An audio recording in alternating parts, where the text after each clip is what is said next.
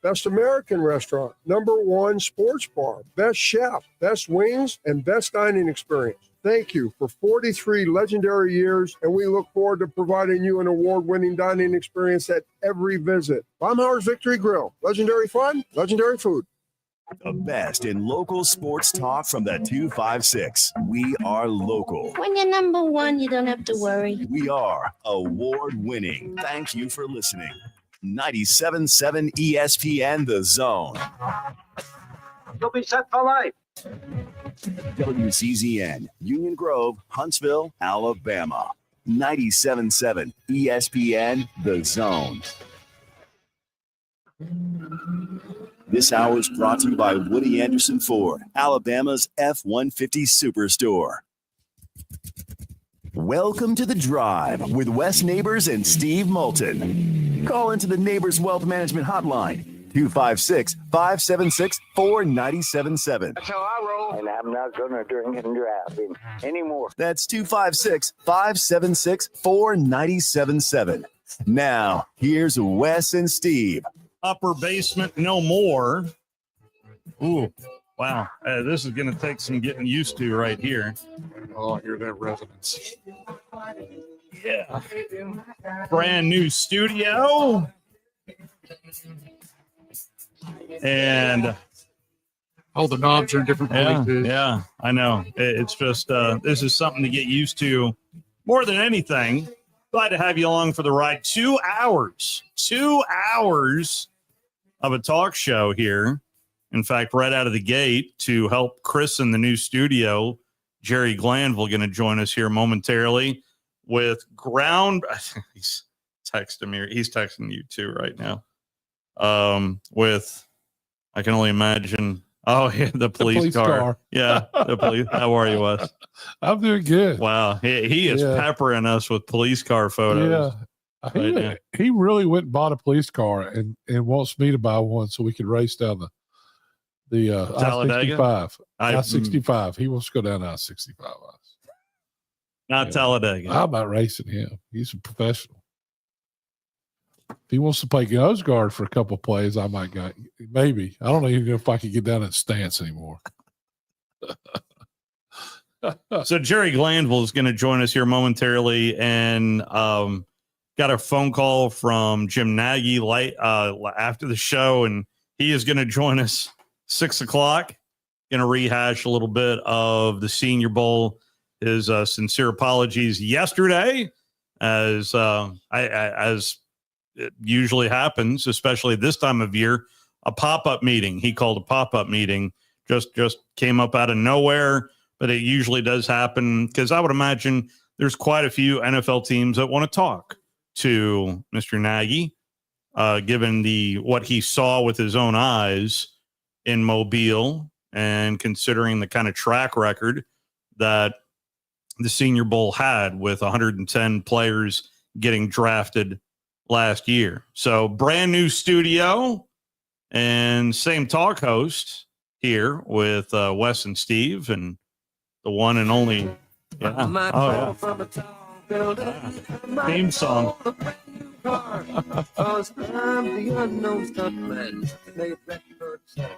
it was Eastwood. Is that the other verse? He picks on him too and picks on oh gosh. Coach Glanville, how are you, sir? I'm amazed by a new studio. Yeah, you need to get down here. Well, I'm kind of shocked because I've added some new customers. We have listeners in Georgia, and now we've added listeners in Tennessee. If we could just find some in Alabama. Well, I got was that thinking maybe with these new listeners, we can get more money from the Ford sponsor, and we can all get a new police car. I sent you pictures. Yes, you today. did. Oh, we got him. Yeah, we got him, Coach. I bet you Wes just got up and started dancing when he saw that car. I recognize that car. Mine was white, though. Yeah, and dirty. See, he knows. Yeah, that's what I remember for my car. That's when you know that my career didn't quite go like I wanted it to. Well, it could have gone better if you'd have held more and fought more. Wow. Hey, Call out. The first thing I learned is how to fight without getting thrown out of the game. And we taught all the good stuff. Hey, I got to tell about a game. Let's go to last week's games. All right. And then when this is over, I don't know if you all want to do it. Tomorrow is signing date at the universities for college kids.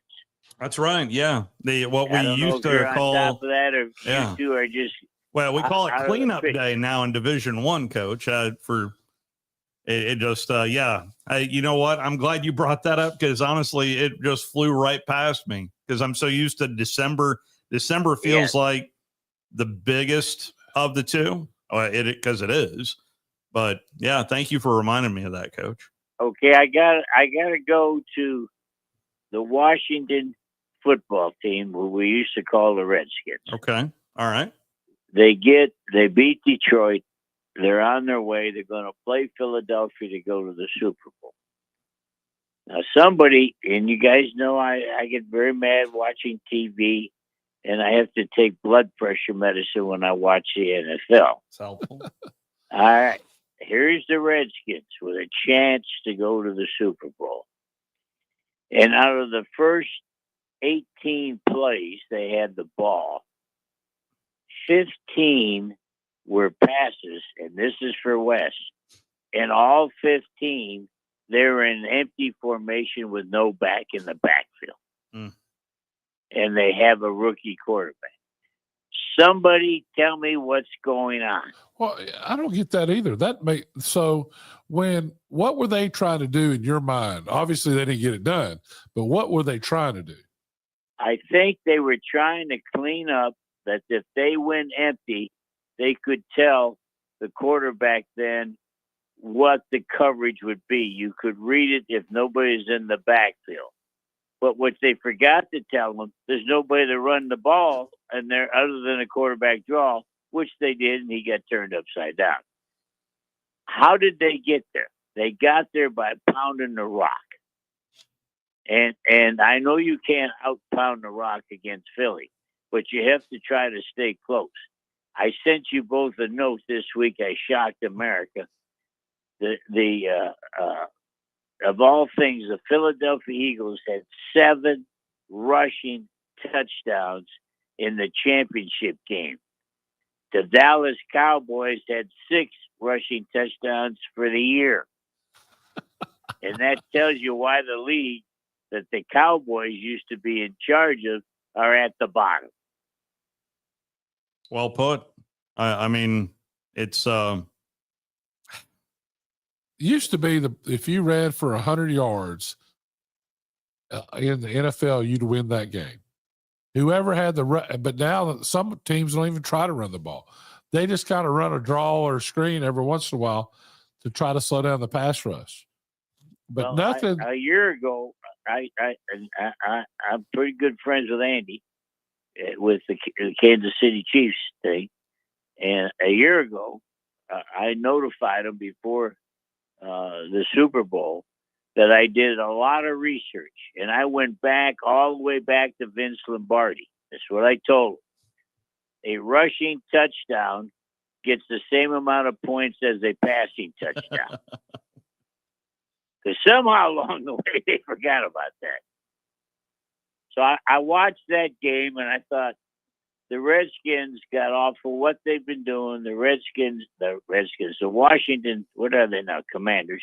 I'd rather have them just be Washington football. I kind of like that when they were that. They got off of what they were doing, and now they're in the championship game, and they change how they operated the games. I was very disappointed. Then I went over to the Kansas City. I don't know if you got to see the Buffalo game. Yes. Well, yes. Each decade, the officials in the National Football League are overcome by one team. At one time, it was the Cowboys. At one time, back when I got in the league, it was the Giants. And they'd look at the schedule, and the vets would say, "Oh, we got New York and New York. We're done there." And now it's Kansas City. And I'm a friend with people at Kansas City, but they get a different officiating calls, and you only need 2 or 3. The Buffalo Bills, you cannot beat Kansas City if the game is close. It's not going to happen. The only way you beat Kansas City is that a call or two doesn't disturb you. And then I watched. Hey, Coach, did you not think that was a first down? I think both downs are a first down, 3rd and 4. I don't think there was any question it was a first down.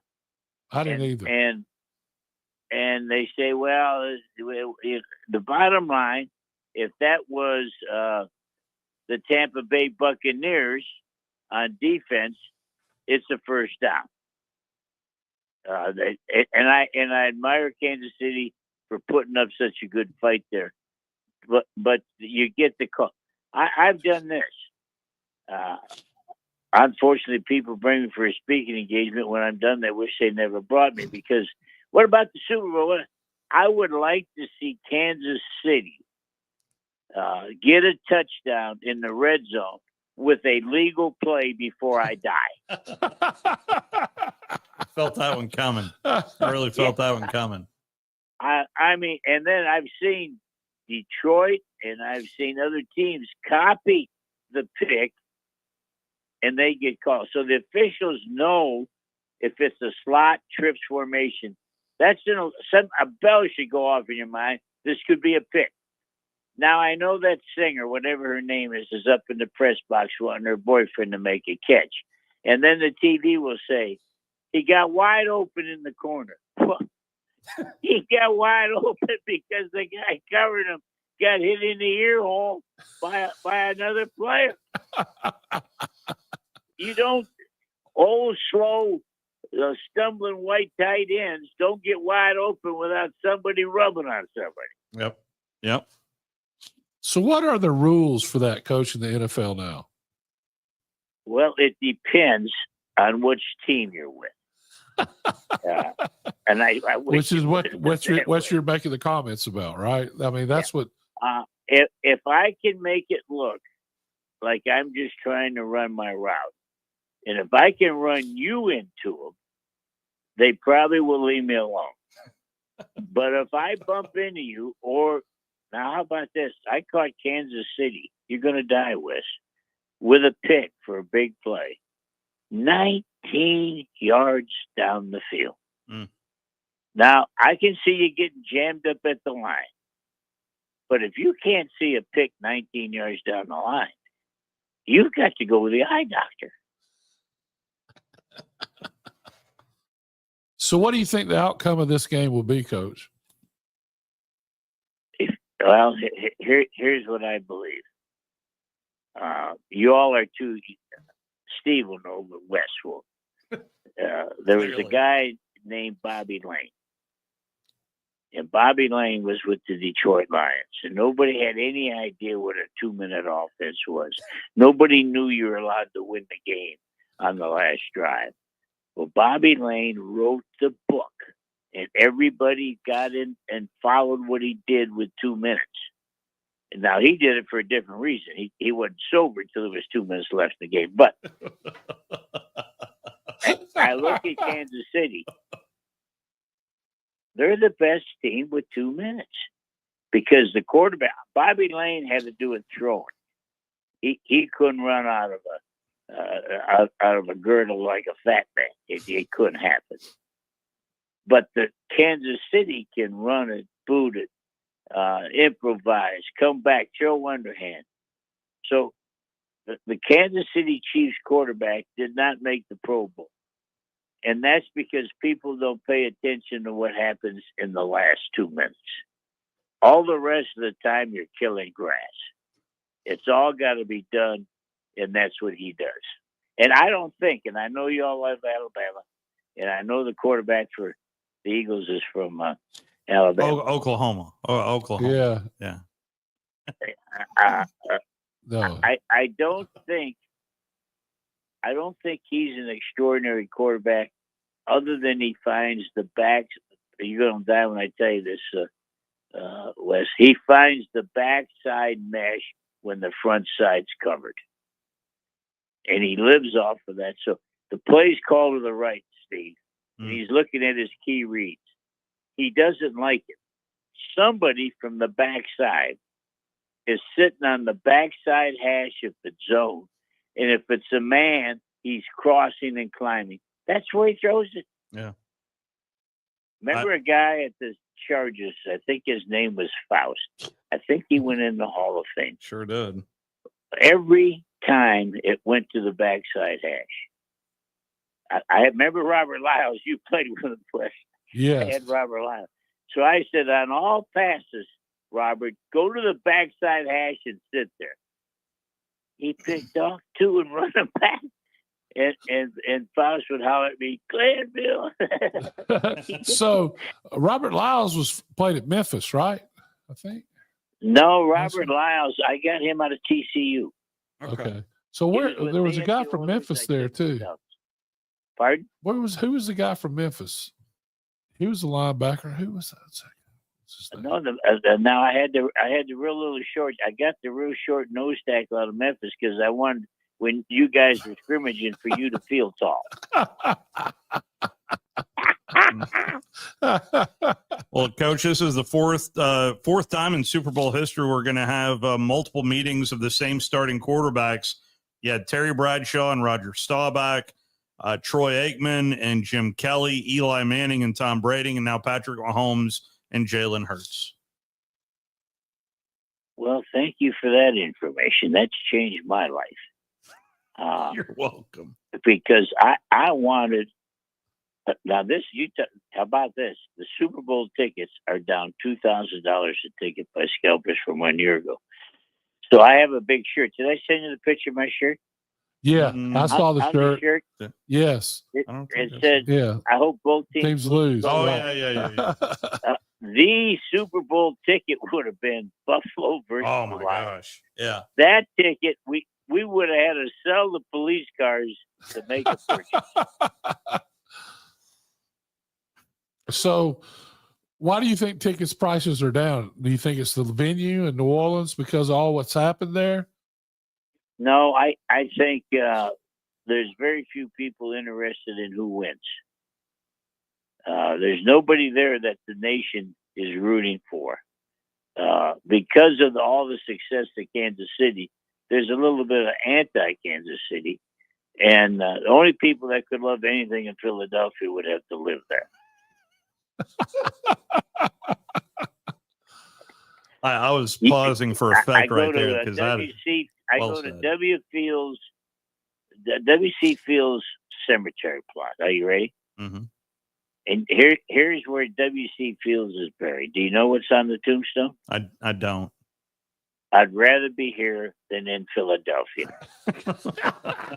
And that about wraps it. It doesn't really say that, does it? Yes, I have to take you there. That is crazy. Yeah. I did not know that. That's fantastic, by the way. Yeah, you only get this kind of information but I don't know about this new studio. The old studio, Yeah, I know. it reeked with information. We still have that new studio smell right now. That'll go away quick. Is it a different drive? Do you have to go somewhere than where you were going? A little bit. Well, really? A little further up the road. We're still in Huntsville, and it probably take you 3 minutes to get depending on which way you're going. Depending on how many people populate the Parkway right now. Yeah, but it's not that far. Well, since you go, does that mean we'll probably won't get canceled? Well, we always hope that. That's for sure. we're always a day away, Coach. We're always a day away. Well, anytime you have me on the show, there's people talking about it. Well, when you mention Philadelphia, I think of Buddy Ryan. Yeah, do you have some Buddy Ryan interactions back in the day? We scrimmaged him one time in Macon, Georgia. I was with the Falcons. And we went down there, and it was the biggest thing that ever happened to Macon. We're trying to help the Georgia, the state of Georgia Hall of Fame was in Macon, and we could take all this money. And that was the plan. Well, both teams were coached similar, and rather than a scrimmage, a fight broke out, and it pretty much was a fight. And I can remember seeing two of our guys had the kicker by the hands and the feet, and they threw him over the fence. I thought we better call it off. See, I would blame Macon because that sounds like the So middle. why Georgia did they area. pick on the kicker? Because the two guys that were doing it were high draft picks that wouldn't hit anybody. They had to try to get involved.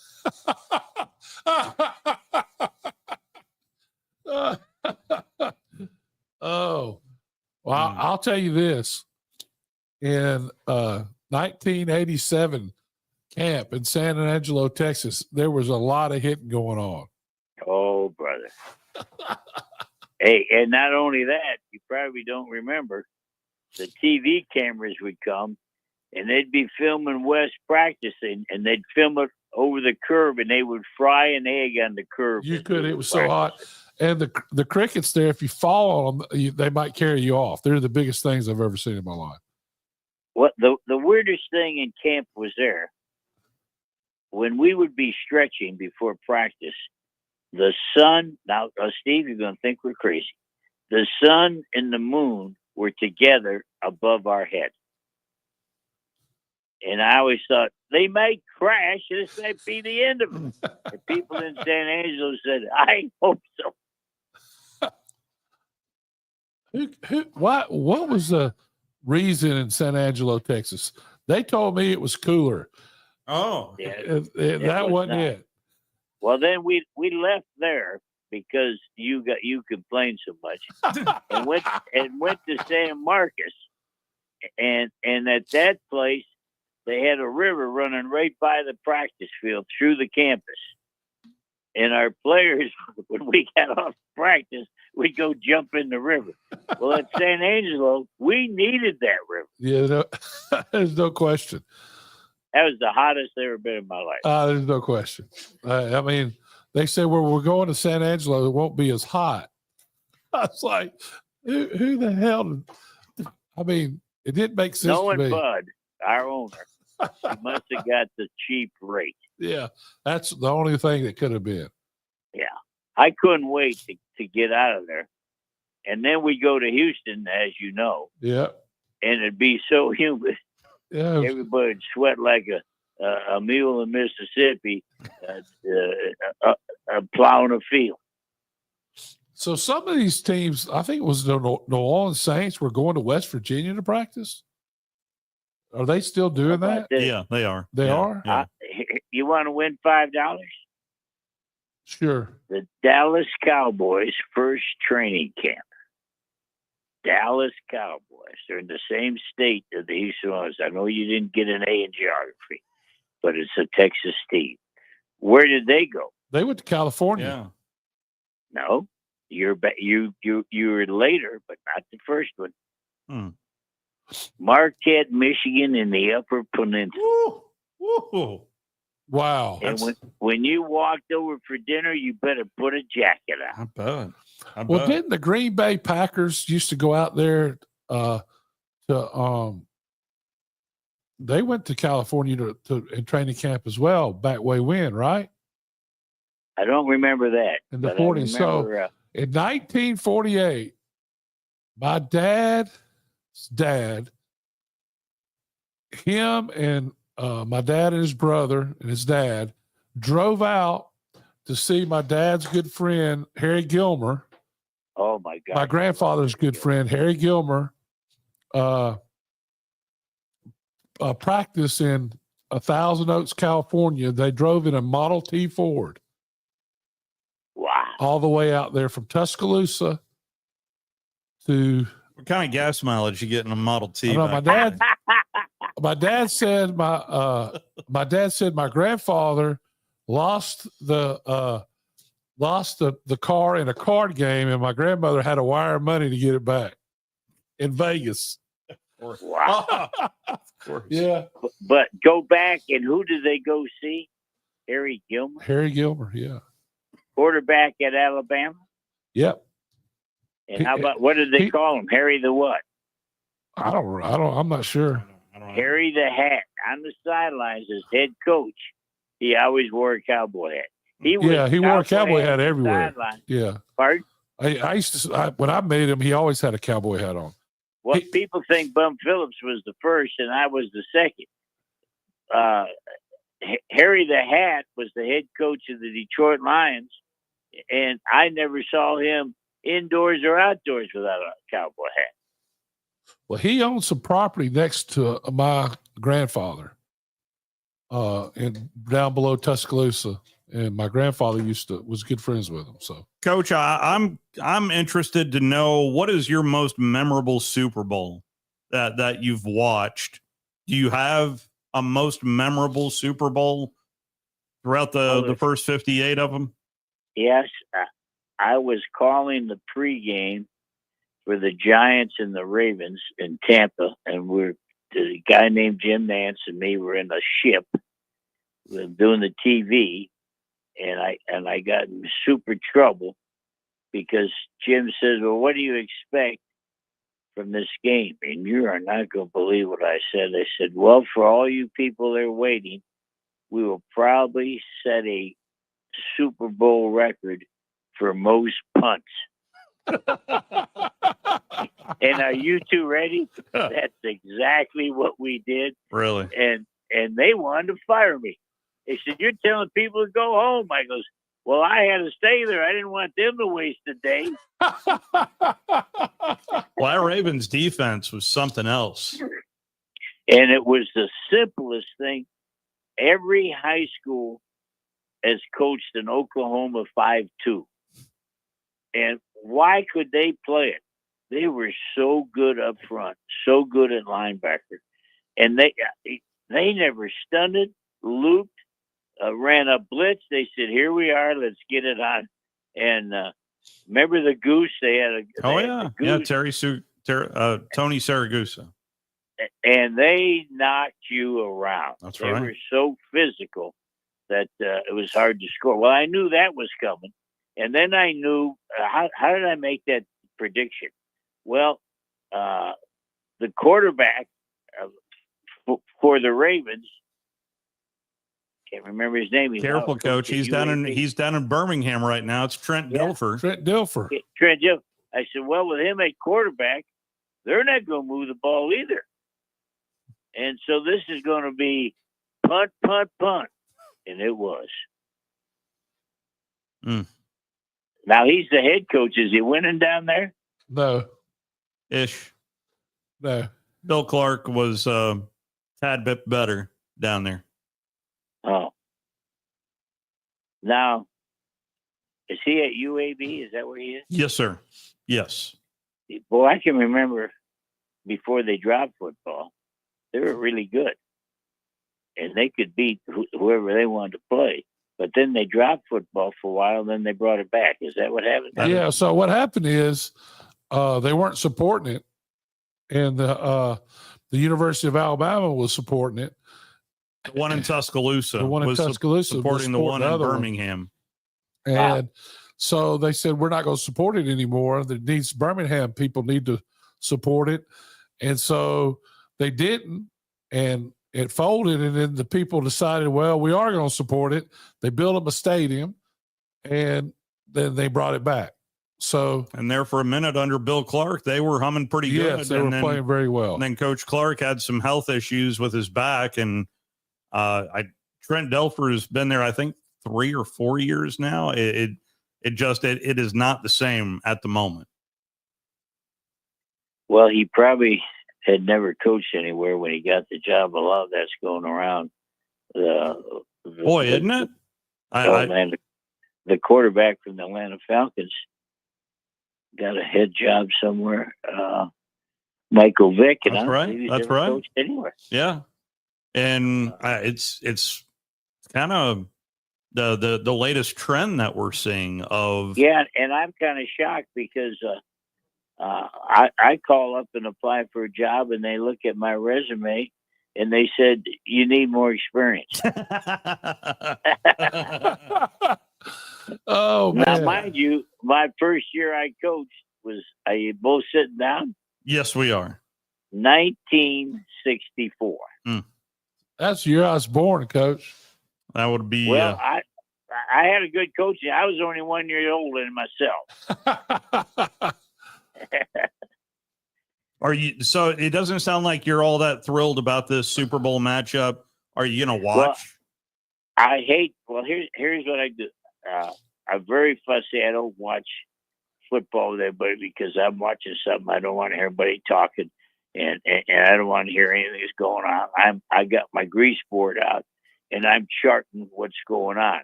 With this game, I'm going to a Super Bowl party and eat food. There you go. Now it's all about the halftime show and all that. Right now, I'm going to be like a human being and look at the commercials. Yeah, that's what everybody shuts up for the commercials of Super Bowl, talks during the game. Yeah. Yeah, it can be very frustrating, but yeah, really. Well, I got in trouble at a radio show. I got to do one tomorrow. What state is that in? Oklahoma. Ooh. I got in trouble. They said, "Well, what do you think of the Big Ten taking over the college championship? They replaced the SEC." And I said, "No, they hadn't." I said, "The SEC won last year." And they said, "No, Ohio State won." I said, "Yeah, but they won with Alabama players. I'm counting that an SEC win." Twist the knife. I do have one of the services usually gives me some Super Bowl audio. This is a Super Bowl commercial, a little sneak preview for you, Coach, since you're you want to get the inside scoop on the commercials. Here you go, Hey, Coach. I'm in. I'm all Hey, in. Meta, what is this artwork? Comedian by Mauricio Catalan, worth $6.2 million. What? That's a $6.2 million banana. Are you kidding? We need to find you another banana. Bananas. Gentlemen, What a place you have. who eats art? Think you're supposed to say, hey, Meta. Like, hey, Meta, who eats art? And then Meta would say, Chris Pratt. Hey, Meta, call my lawyer. That was an ad for Ray-Ban, by the way. So Ray-Ban sunglasses? it just says Ray-Ban. I would assume sunglasses, but they're all wearing Ray-Ban powered glasses. Oh, it's Ray-Ban Meta AI powered glasses. Oh. Yeah, I know. I need a Jerry Glanville Super Bowl commercial. This needs to happen. This really needs to happen. It's kind of funny. The Super Bowl. I was in TV so long that I did the Super Bowl 15 years in a row with HBO, Fox, or CBS. So I went to 15 in a row, and I haven't gone back since because after working 15 of them, that's enough. Well, we actually got cleared to be on Radio Row, and I had a thought. Since we're moving studios, this is why we're not in New Orleans. But I did have a thought of asking you whether or not you might be interested in joining us on Radio Row. Wouldn't have that been fun? Well, Especially I mean, in New Orleans. Well, last time you were coming, it was bad luck. You hurt your knee, or what you hurt? Yeah, I blew my knee. Yeah. So Yep. we can try to work that out for SEC Media Days again. The knee is super because of an unbelievable doctor. I did not get an artificial knee. I got injected with gel. That's right. Yeah. And if anybody out there that's thinking about an artificial knee, anybody listening, don't do it till you check on getting the gel shot under your kneecap, and it feels like I'm 28 years old. Coach, a caller wants to know quarterback who never won a Super Bowl, the top one, the top quarterback who never won a Super Bowl. Who is that in your mind, Coach? Probably Faust. Chargers. Yeah. I mean, I can think of several. I mean, Phillip Rivers from this state as well. Well, before injury, I would say Steve Barkowski. Oh, come on now. I mean, how good could you possibly be? But all those knee surgeries. Yeah. Don't forget, back then, the defense, after you threw it, could hit you on the knee. Yeah. Yeah. And so all these passing yards, all these great quarterbacks. Then Carson Palmer happened.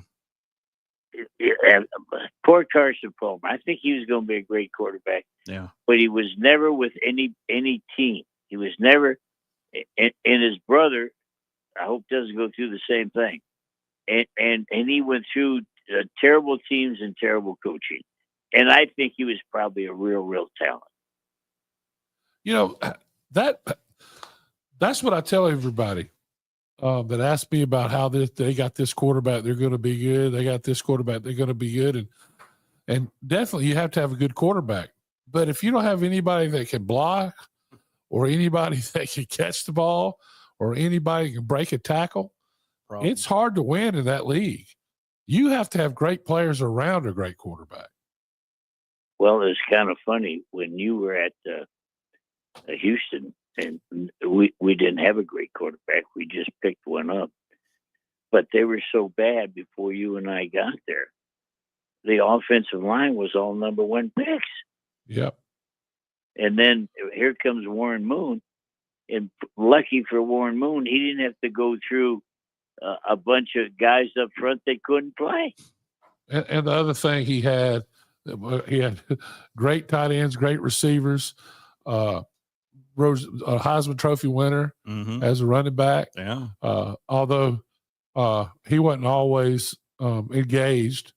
But you look at the defense that played. You forgot one thing. He also had probably the only fullback, college fullback, that ever went in the first round. Yep. Alonzo Highsmith, who played with Mike Shula and Melvin Bratton in high school. Wow. Isn't that crazy? Yeah, it is. Yeah. Now, is Mike Shula, is he selling steaks or is he coaching? No, sir. He is now the OC at South Carolina. How about that? He was the analyst that last year for the Gamecocks. Nice. Now he's the OC. It's nice. You know what? Whenever I watch South Carolina play now, I don't get to see him but once or twice. I'm always impressed with the effort, the schematics on what they're doing, and the physicality. Yeah. And as a coach, that's the three things you got to do. You may not have the talent, you may not have the best players, but if you get those threes going, you always have a chance. Ultimately, though, Coach, the Kansas City is going to try to do something that's never been accomplished, and a lot around. I know exactly what you're going to say. They're going to throw illegal touchdown pass. How good is Patrick Mahomes ultimately, though? He's well, I remember I told you about this back up to the Buffalo Bill quarterback. And I told you all he was the number 7 or number 9 best running back in pro football. And they said, well, he's a quarterback. He can run a football. And Mahomes, I used to grade great running backs, especially at LSU. I would look for him on avoidability. And if you want to be a great back, you got to avoid the first contact, and then you got to run at the third guy. Well, here's a quarterback that's the highest rated avoidability I've seen. I could be right next to him. I don't know if I could tag him in a phone booth. Does he remind you at all of Roger Staubach? No. More of a who did the Vikings have from Georgia? That would be Fran Tarkenton. He's more of a Fran Tarkenton. Roger Staubach was not a runner. He was I call it statue quarterback. He went back, set up, and waited, and boom. I never coaching against him. Running never entered the game. Remember Joe Theismann? Yeah. You had to do things different to Joe Theismann than ever had to do to Staubach. Well, there for a minute, especially in the 80s, I remember of the running quarterback could never win the big game. Randall Cunningham immediately comes to mind, and quarterbacks of that genre. I remember there was a stigma. Steve Young probably broke that wall there in the 90s. Well, I'm not a fan of Steve Young's because we were playing them in San Francisco. And Wes, you were probably there. And they're at the 8-yard line. This 4th down, win or lose the game. And he dropped back and he threw the slant. And Jesse Tuggle batted the ball back to Steve Young. He caught it and ran for the touchdown. And that was a divisional game.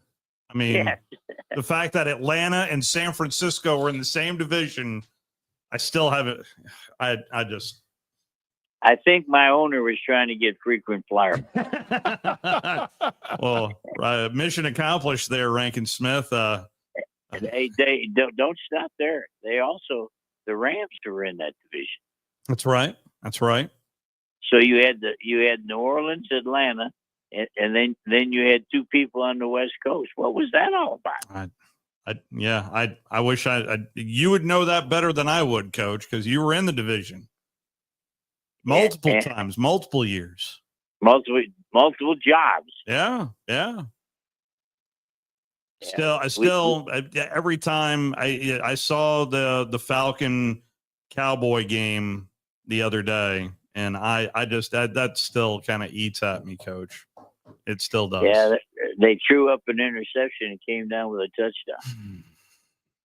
Yeah. And Too Tall Jones. Yep. Was the difference. He was trying to keep from jumping off sides and stopped William Andrews. First down, we win it. And Too Tall's going down the line trying to go off sides and runs right into William Andrews. You can't make that stuff up.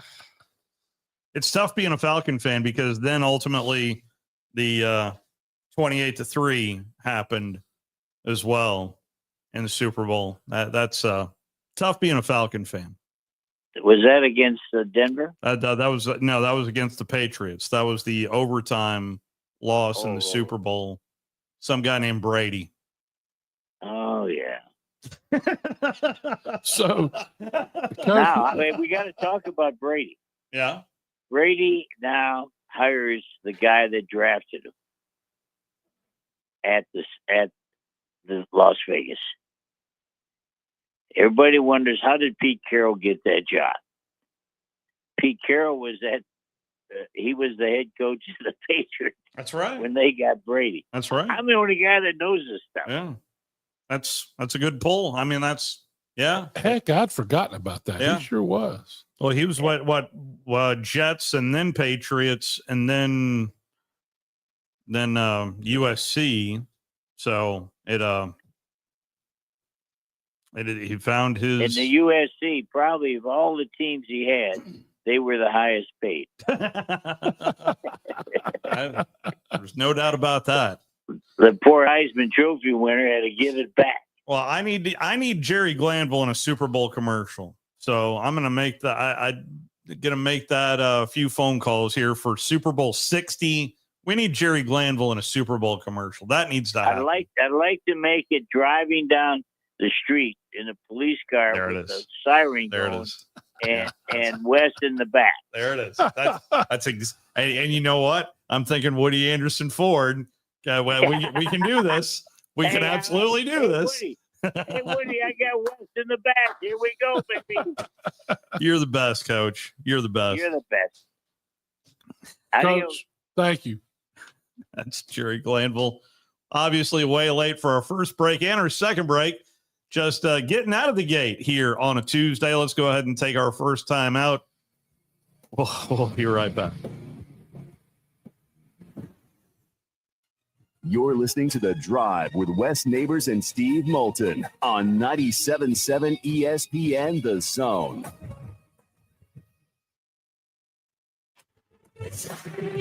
Hi, folks. Bobby White back again for Woody Anderson Ford, inviting you to come test drive any one of our over 100 F-150s. From rock-solid, dependable work trucks to our state-of-the-art Platinum Series, we've got an F-150 for you. Test drive one today, and you'll understand why the F-150 is the best-selling truck in America, going on 48 years in a row. Just as successful offenses and defenses are built on teamwork, Woody Anderson Ford is powered by our people. Our sales and service teams are well trained to save you time and money. And because we want your business again and again, no one will work harder to earn it. Our mobile service teams come to your home or business for oil changes, brake work, tire rotations, and more. And the great thing is you don't pay extra for it. We come to you with mobile service at no extra charge. Proud to be local, family-owned, and at your service for over 62 years. Woody Anderson Ford, Alabama's F-150 Superstore. Mike Rowe here with a quick question. Have you noticed the musty smell in your home? I hope not, because damp smells mean that you could have a crawl space problem. That's where AFS comes in, a groundworks company. They can honestly assess your situation and create a plan to waterproof your crawl space and get to the root cause of the problem. Schedule your free inspection at afsrepair.com/row. And while you're there, check out my latest dirty job. It's a good one. Licensed in all states where work is performed. See website for details. Are you trying to find a new house? Are you trying to find the right loan? The right people to do your loan? Look no further than the Bank of Frank Ewing in Hazel Green. John Kendall, the Vice President of Mortgage with me. John, when they need a loan, and I say they, when people need a loan, it's about them. That's right, Scott. Our whole motto is it's all about you. We're going to be okay. You're the one making the investment. We want to make sure that you're taken care of. How do they find you? Give us a call at 256-507-9180, or they can catch us online at bankoffrankewing.com. It's Bank of Frank Ewing in Hazel Green, where they take the home loan to you and they make it all about you. Bank of Frank Ewing in Hazel Green is an FDI insured bank, as well as an equal housing lender. NMLS number 446707. By now, you know about Eagle Masonry and Insulation, and maybe you know that Eagle also does landscaping and dirt work. But how about after paint work? Shower doors, shelving, and mirrors, all taken care of by Eagle, the same Eagle that takes care of all your masonry, insulation, and landscaping needs. Eagle brings the same level of expertise to all these disciplines, and they're ready to provide you with a free quote. The website is the same, insulatewitheagle.com, as is the phone number, 256-755-1556. Give them a call and see what Eagle can do for you. Eagle saves you time. Eagle saves you money. This is Steve Moulton for Lee's Magic Tunnel. Do you live out of your car? Does your car look like you've been well lived in? Then take your vehicle to Lee's Magic Tunnel, located on the Parkway. Any size of the vehicle, it doesn't matter. Lee's will get it clean. Offering many types of washes, but getting it clean inside and out. Ask for the manager special. That's at Lee's Magic Tunnel, located on the Parkway, and located online at leesmagictunnel.com for more information. This segment of The Drive is brought to you by Woody Anderson Ford, located online at woodyAndersonFord.com, with 2 locations, Hughes Road in Madison and Jordan Lane in Huntsville. Always fun to talk to Jerry Glanville. The Chiefs lead the all-time series against the Phillies. I'm already in baseball mode. The Eagles, 6-5 all time. Kansas City has won 4 of the 5 meetings with the Eagles since Andy Reid became the head coach of Kansas City back in 2013. And of those Super Bowl rematch quarterbacks, I don't know if you caught it when I was talking to and telling Coach about it, be it Bradshaw Staubach or Aikman Kelly, Manning Brady, and now here for Mahomes and Hurts. But all the previous matchups, same quarterback won both of them. So on the subject of quarterbacks, Jalen Hurts spoke with the media. Yeah, everybody's role is important, but how they get coached, how they work, the details that they put in and everything that they do, It's pretty amazing, and you've seen over the years how it's evolved, and we've had different guys growing into different roles. Obviously, got Cam Jurgens stepping in for Jason Kelsey, and he's done that with grace. He stepped in, eager to work, eager to take it over, and he's done just that, being a Pro Bowler this year. So that group is a special group. They're coached by a special coach, one of the best coaches I've ever been coached by. Been Coach Stowlin, and he has a great impact on that group and his team as a whole. And so I'm very proud of those guys up front. That's a little bit there and Coach Stalin, I'm sure Bama fans certainly remember his time down in Tuscaloosa before making his way to the Eagles, and there's no doubt the impact that he has made there. Let's go ahead and take our final time out. Jim Nagy, the executive director of the Reese's Senior Bowl, going to join us in 10 minutes' time. We will be right back. You're listening to The Drive with Wes Neighbors and Steve Moulton on 97.7 ESPN The Zone. I'm Luganville here for my friends at Woody Anderson Ford. Bobby White and his team take great pride in their service department, and you can see it the moment you walk into those beautiful new service lanes. And just like a championship team, they all work together to make sure your experience is second to none, whether you drive a Ford or not. Also, check out the gold certified pre-owned inventory at Woody Anderson Ford for great deals every day. Stop by and see them at Jordan and Sparkman or at Woody Anderson of Madison on Hughes Road, or visit WoodyAndersonFord.com. Hi, this is Wes Neighbors. I'm here with Sam Fleming with Fleming Roofing and Restoration. Sam, tell the folks about Fleming Roofing and Restoration. Hey, Wes. Our company, Fleming Roofing and Restoration, specializes in commercial and residential roofing and repairs. I'm a fifth-generation Huntsvillian, and our family's been doing construction business in Huntsville area since 1965. Sam, what kind of roofs does Fleming Roofing and Restoration do? Our guys are skilled enough. We can come out and address any kind of leaks or issues you might have on your commercial, on your metal roofing, on your shingles. We can do anything, and we can offer you a solution to repair it, or we can replace it. You guys also do insurance restoration. Our staff has 10 plus years of experience as insurance adjusters, and we really do know the inside and out of the claims process at Fleming Roofing and Restoration. Check out Fleming Roofing and Restoration online at FlemingHSV.com, or you can call or text them at 256-651-9440. Hey, Wes, we show up. Hi, my name is Dan Aldridge. I'm here to let you know about the Aldridge Law Firm and the soon-to-be-announced Legal Town Center. I've been practicing law in Alabama since 1984, and I also practice in Tennessee. And I'm from North Alabama, and I'm here to represent you and take care of your legal needs. For many of us, hiring an attorney is not high on the priority list and maybe a little scary, but it's something that we all need at some point. So by all means, do your homework. And if you need representation for car accident, wrongful death, medical malpractice, nursing home abuse, or estate planning, or any other matter, just give us a call at 256-534-3188. And you can email me at Dan, that is Dan at danaldridgelaw.com. Dan at danaldridgelaw.com. God bless America. No representation is made that the quality of legal services to be performed is greater than the quality of legal services performed by other lawyers. Howdy, folks. Bob Baumhauer here. Whether you're planning a tailgate party at the game, cheering for your favorite teams at home, or at your local Baumhauers with your family and friends, we're here to make your football party legendary with our party-ready tray selections. From our always fresh buttermilk fried chicken tenders to the homemade Nana's chicken salad, and of course, our fresh, never frozen, award-winning buffalo-style chicken wings. Baumhauer's Victory Grill. Legendary fun, legendary food.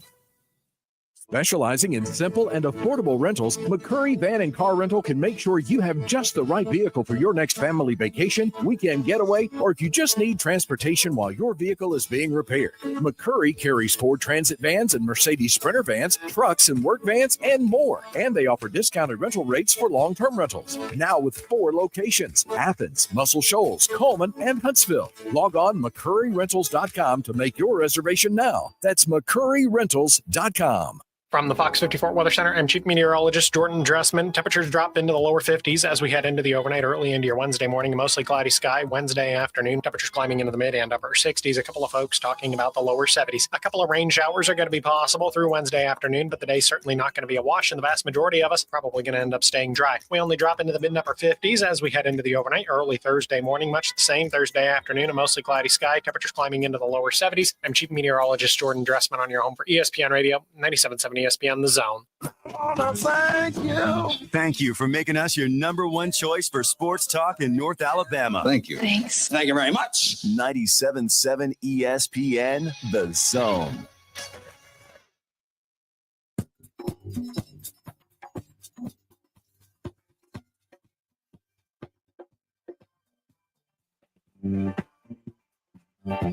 Honestly, with all the move, I have not taken a look at one line of the Super Bowl. I'm assuming the Chiefs are the favorite. I'll look it up right now. I would set it at Chiefs -2. Is that? Well, let me take a look here from our partners over at the Chiefs at 3.5. You think Chiefs 3.5? Yeah. Let's see here. I'm pulling it up right now. The Chiefs opened up at a 1.5 favorite, and it's down to 1. Oh, wow. Yeah. It's down to 1. Okay. That means Philadelphia's going to win. Okay. Coming up at the top of the hour, we'll talk to Jim Nagy. I imagine his phone's blowing up pretty good for teams that were evaluating the talent heading into this year's NFL draft. Certainly a lot of focus on one Jalen Milroe down there in Mobile, but also I'm curious about a couple of Auburn players down there as well, see how they performed, as well as on that roster was a couple of offensive linemen, one from Alabama A&M and Carson Vinson, as well as Jack State, as Clay Webb was also down in Mobile as well. Also coming at the top of the hour, if you want to listen, you can over on WZZN TV. That's cleared away immediately, so it's on to a 5-on-4. Good old-fashioned power play here for Quad City through the near circle. A nice job by McKay to muscle the puck away, but curl along the far half wall. Storm maintain the possession. Down by 4 goals here in Huntsville. That's poke free. Here's Robbie Fisher ahead with it. He's getting held. He's getting held. And a shot on. Rolls it in. Rolls it in. That was Connor Fries from Robbie Fisher. Short and a goal. You were talking about it. Hey, because why don't you talk about it more often? Good Lord. That's on you. You must, 2018, you were probably talking about every game. That was a fun year. Man, that was a fun year. That is Glenn DeTulio offering a little color commentary in what was a beatdown Saturday night. 8-1 was that final score, and it was 4-0 at the end of the first period. And the Havoc had a whole lot of fun, and I would imagine the Havoc Hour is going to be a whole lot of fun. And you can go over to our YouTube channel, WZZN TV, subscribe there. Of course, you can watch that. Are these cameras on, by the way? They are not. Oh, okay. All right. They can be. Would you like them on? I'd say no. Well, he signs my check, so. Yeah. No. He gets 2 votes. He gets all the votes. Yeah, no, this is our ironclad veto power. So we are also on WZZN TV, and I would invite you to subscribe to it because we're throwing more and more stuff on our YouTube channel, including behind-the-scenes stuff. We're trying to be very interactive with you, our listeners out there. And by all means, the more interaction, the better. If you like something, you want more of something, let us know. I mean, head over to our website, 977ESPN.com. There's a contact page there. You can send us emails or give us a phone call at 256-576-4977 is also the number. But we are right up against a break as Jim Nagy, the executive director of the Reese's Senior Bowl, is set to join us. We'll get his thoughts on Super Bowl 59 Now that I know the Chiefs are a 1-point favorite, the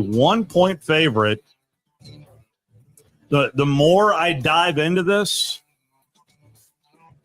the more I'm of the belief that maybe roll it right and throw it out of bounds. You remember the last time he was in the Super Bowl?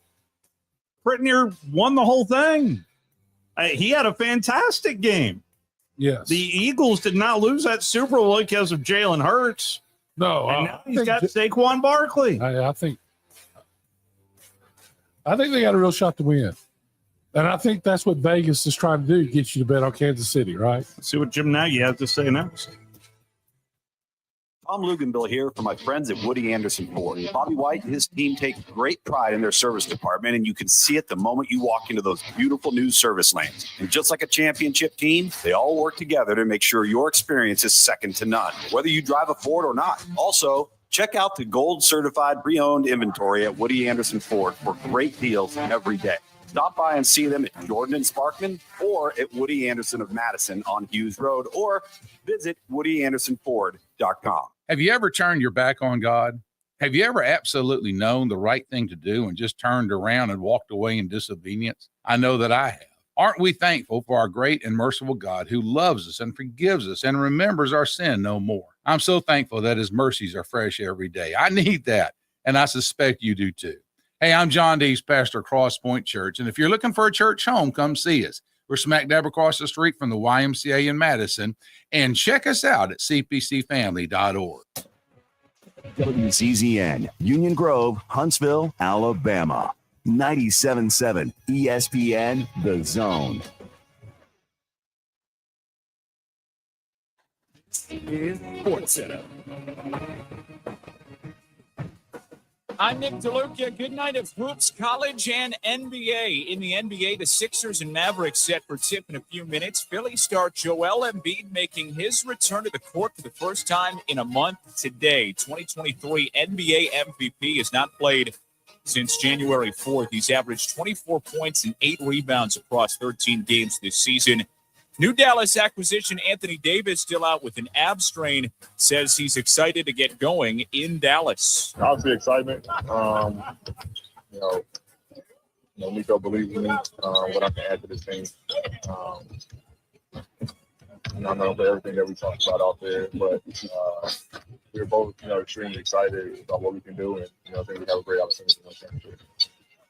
Davis coming over in that shocking trade with Luka Doncic. The Mavs come in to tonight a couple of games over 500 at 26-24, currently in the 8th spot in the Western Conference. The Sixers enter tonight's game one game behind the Bulls for the 10th and final play-in spot in the Eastern Conference. Top 15 matchup at Madison Square Garden tonight.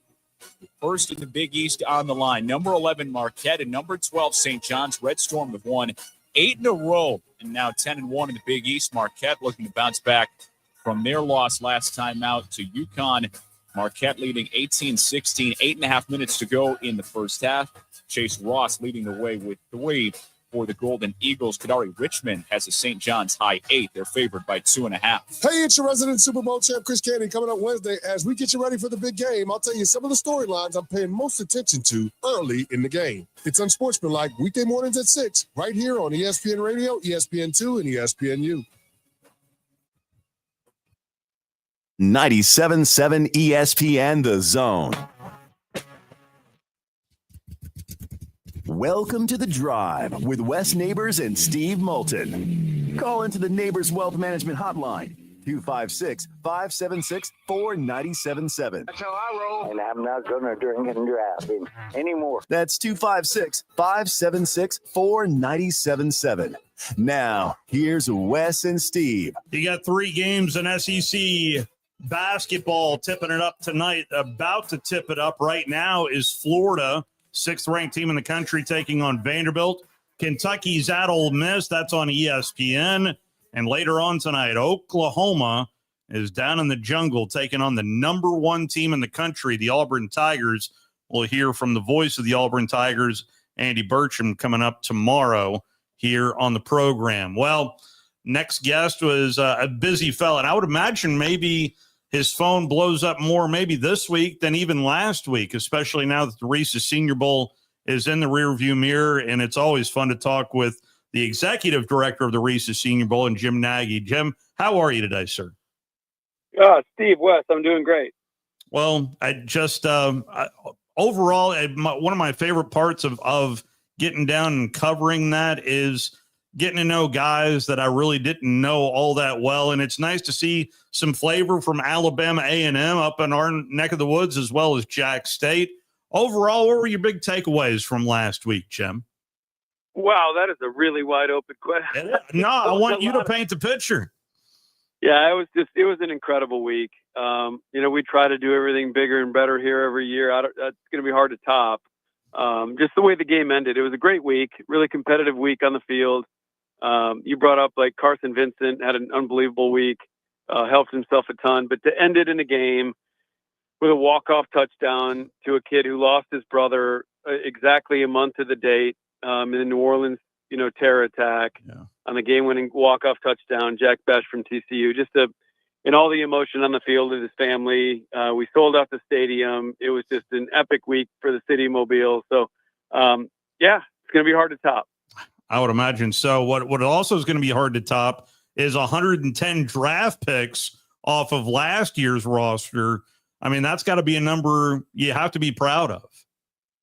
Yeah, I mean, I think we'll beat that. I liked our rosters better this year than I loved last year's roster, but we didn't get a lot of buy-in from last year's junior class. It was our first year we could bring juniors to the Senior Bowl, and all 10 first-round picks we had last year were seniors, so we didn't get a lot of junior buy-in, and we did this year. You look at some of the guys that came down from like Walter Nolan from Ole Miss, and Shamar Turner from Texas A&M, and Mike Green from Marshall, just staying on the D line. I mean, those guys could all be first-round draft picks. Should be all first-round draft picks. So we'll see. We always got to wait till April to see where the dust all settles. But a lot of those guys showed well this week. So, who were you most impressed with? What was the guy that, in your opinion, helped himself the most? Well, that's another hard question. I mean, there's a ton of guys that helped themselves a lot, but Carson Vincent would be right up there. I mean, he's the guy that, coming into the week, most teams probably had anywhere between 6th round and priority free agent grades on Carson. And he was going up against a really talented American defensive line crew, all SEC.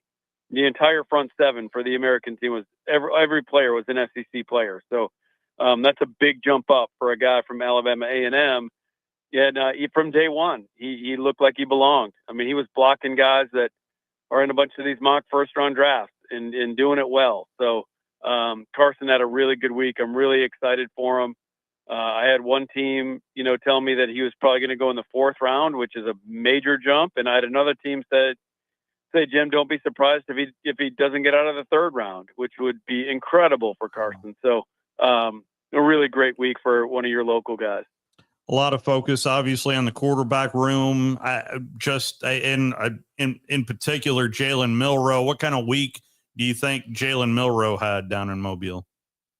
Yeah, it was a lot of big names down here. Riley Leonard kind of stole the show. He's a local kid coming off a college football playoff run with Notre Dame, and then you got a Heisman finalist in Dylan Gabriel, and everyone's pushing Jackson Dart up in the 1st round right now from Ole Miss, and then Jalen Milroe, who's always a really big deal for us to have the Alabama quarterback in the game, even when it's a guy who's not going to be a high draft pick, and Jalen's going to be. So like all these guys, I think our quarterback group, it's hard for that position to come down here and show well right away because they're just being asked to do so many different things they haven't had to do in college, like spit out verbiage and get in a huddle and work from under center. I mean, they're throwing a different ball than they threw in college. So there's a lot of things, going against those guys early in the week. But I'll say this for Jalen, like he got better every single day. He really did. So I thought he had a good week. I thought he helped himself, and again, forget what I think. I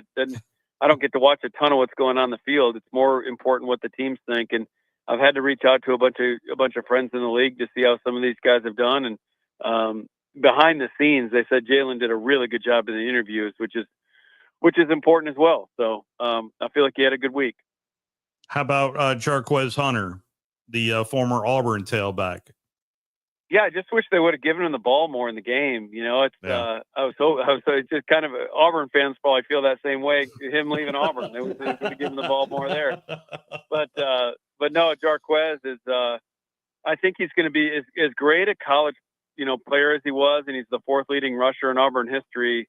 I feel like he might be one of those guys that's a better pro than he even was a college player. He's got that NFL body type. He's got the NFL run style. He's rugged. He runs with some violence. He's hard to tackle. So, the best thing Jarquez did all week was he showed he can catch the football consistently out of the backfield. So, and that's really what he had to show. So I thought he had a great week as well.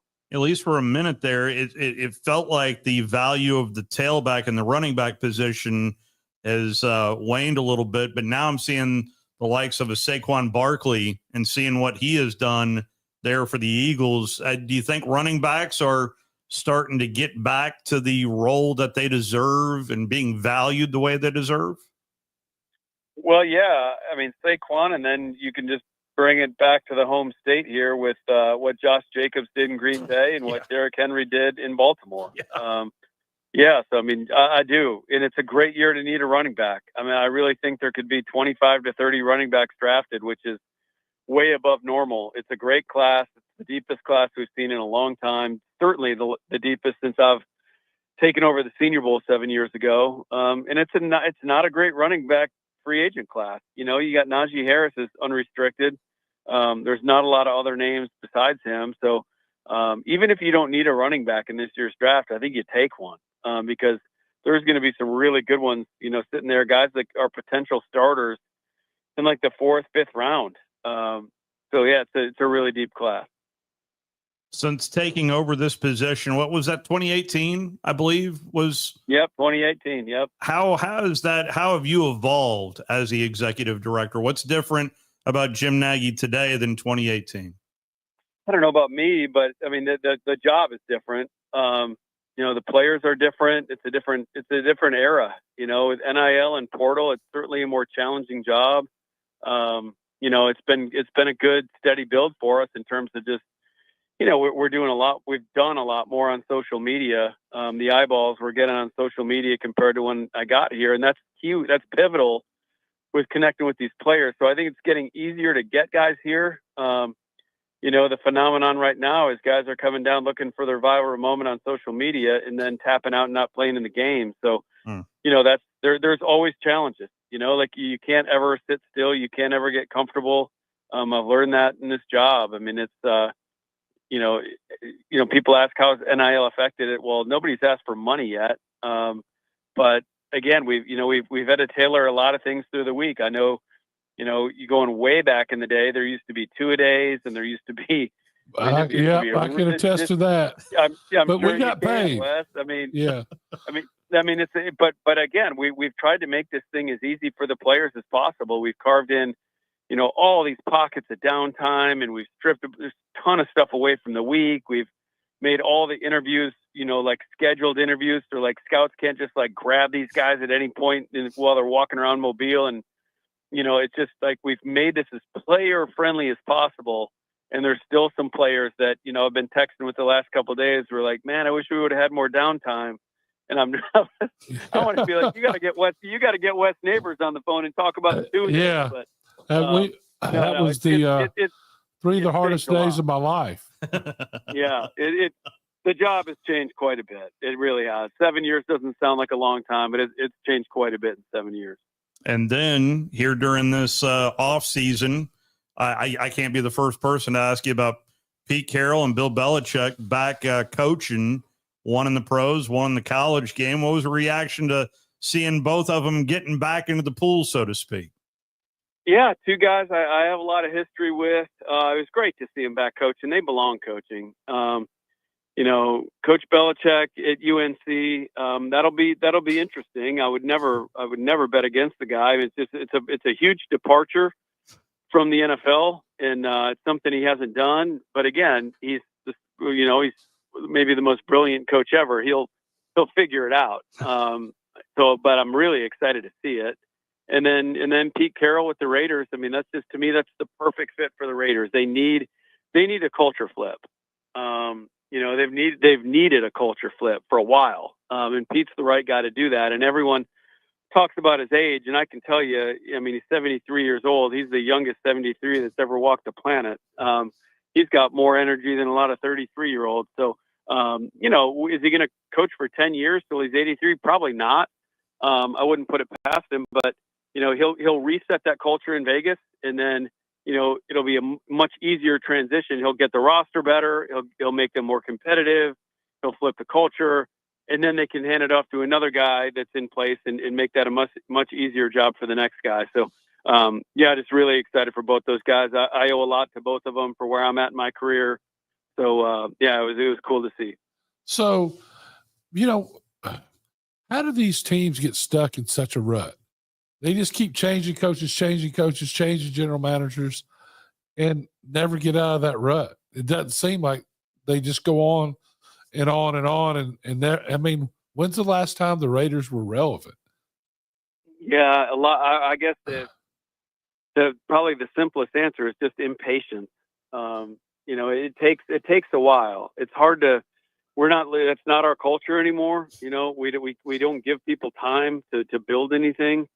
But it's not easy. And when you're in a football operation and you're, rotating head coaches every 2 or 3 years, different coaches look for different things in players at certain positions. So, there's no continuity. Nobody ever gets on the same page. The front office never gets on the same page with the coaches, vice versa. The roster is always in a state of flux. So more than anything, I think it falls on ownership. And again, they listen to the fans, and the fans, all you have to do is be on social media and see how impatient fans are. I'll put it right on people in the state of Alabama right now in Tuscaloosa. Give Kalen DeBoer a break. Exactly. The guy, I'm on your page there. Again, Kalen DeBoer, that wasn't his roster. Coach Saban's the best coach ever. I totally get that. But, it's not Kalen DeBoer's fault that they didn't have a pass rusher on that roster this year. When was the last time an Alabama team didn't have anybody on the roster that couldn't heat up the quarterback? That is not a Kalen DeBoer issue. So, to me, I just think it's impatience at the NFL level, just rotating these coaches in and out. Ultimately, do you see that there's at least talking to John McClain the last couple of weeks, he sees that impatience, the reason I'm going there, of the college influencing the pro rather than the reverse and what we've seen for years. Do you see it as well, that it's the college game, it just mindset wise is starting to seep in more and more in the NFL? I guess I don't fully understand your question. Well, the impatience part of it, of just not setting it and just going with it. Talking with John McClain in particular, he brought up the Texas mentality before they had Steve Sarkisian, of just one coach after another. And I think they finally landed on the right guy, but he sees more of that impatience in the NFL than he's ever seen. Yeah, no, I agree that Sark is the right guy. I'm glad he's there. It's a perfect job for Sark. But I just think it's our culture. I really do. I just think everything is so instantaneous, whether it's, our news cycle, whatever, we all want instant gratification. So not to oversimplify it like that, but that's just where we're at, and the crazy part about it to me is how many of these owners are on social media paying attention to that. It's one thing for, Joe Fan to be on Twitter and scrolling and, buying into a lot of the stuff. But for ownership to do that, and I know it's happening because I hear it from my friends around the NFL that their owners come to them like, hey, I saw this on, this is what so-and-so, mock draft says. Like, the fact that owners pay attention to that stuff blows my mind. What about the Jets that wouldn't take Jerry Jeudy because he didn't have a high rating on Madden? Well, I don't know about all that. I don't know. I can't comment on that. I interviewed for that Jets GM job, and the Woody Johnson I met in the interview wouldn't be a guy that would be like quoting Madden ratings. I didn't believe that story one bit. All right, let's dive into the Super Bowl. What do you think of this rematch how quickly this turnaround, once again, we get to see the Chiefs and the Eagles. How do you size up? What are the differences from last time to this time, in your opinion? Yeah, it's going to be a fun game. I mean, especially for us down here in Mobile. I mean, there's a ton of Senior Bowlers on both these rosters, so that's always fun. But I think it's going to be a great game because I think both these quarterbacks, neither of these quarterbacks is going to get blown out. I don't see that happening. I think both these guys are going to find a way to keep their team in the game. So, I mean, selfishly, as just a fan, I don't care who wins. I really don't. I've got friends on both sides. We've got a lot of players on both sides. I just want to see a good football game. I want to see a competitive game. And Jalen can beat you a lot of ways. Patrick Mahomes can beat you a lot of ways. They're both really mentally tough players. They can go through some really bad patches in games and pull out of it. So I think it's going to be close. I really do. And again, when it comes down to a close game, it truly, to me, the Super Bowl is more than this. The NFL is a league of parity. We all know that, but it's a league of 6 or 7 plays a game can really turn it. And I feel like in a Super Bowl, in a matchup this close, it's really going to come down to maybe like 2 or 3 plays in the game that are going to swing this thing. I was wrapping things up with Jim Nagy, the executive director of the Reese's Senior Bowl. I wanted to ask about Michael Penix. I know he was down there last year, and as a Falcon guy, I've been waiting patiently, and we got to see him late. But I was really impressed with what I saw, and that kind of goes into what you were talking about with Kalen DeBoer and what kind of I wanted to at least ask you about, I know it was a year ago, but with Michael Penix.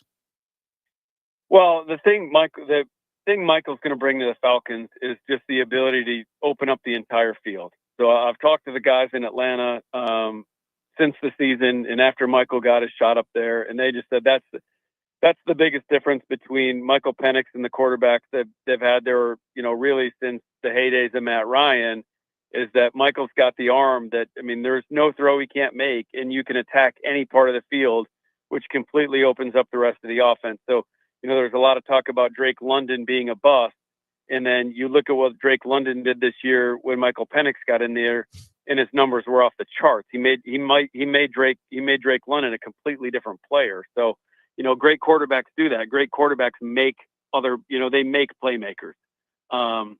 And I can speak to that. My time in New England, Tom Brady made a bunch of guys a lot of money, and they went elsewhere and they weren't the same guys. So that's cool. It's a really small sample size. I don't want to get overly excited, but I mean, in a whatever it was, a 2 or 3 or 4 game stretch there of him starting late in the year, he showed a lot of really good stuff for a rookie. Well, Jim, one thing that you said earlier in the conversation, how much are you keeping an eye on the NIL world, and how much of an effect do you think it might have on the 26 Senior Bowl?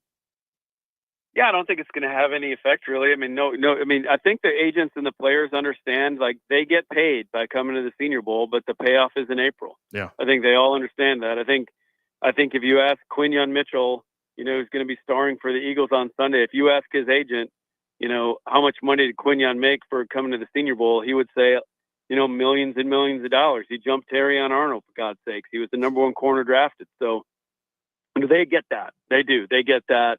So I don't think it's going to have any effect. Jim, I can't thank you enough. I know this may be a busier week is this a busier week for your phone to blow up rather than last week and leading up to the Senior Bowl on people wanting to bend your ear on what you saw down in Mobile? It's not busier, and it could be, but it could be really busy. You are only the second interview I've done this week, and that's because of your connection to my boy Jackson Roby. I've declined everything this week. So I've done you guys, and I just did Moving the Chains on NFL Sirius Radio tonight with Jim Miller and Pat Kerwin, and that's all I've done. I'm done. Last week took a lot out of me, so I'm just going to try to relax and just enjoy the Super Bowl on Sunday. I'm glad. Go have fun and relax. Yeah, I'm glad you snuck in that Roby reference. Yeah, too. so He's great. He's great. Have you seen him eat anything other than chicken fingers?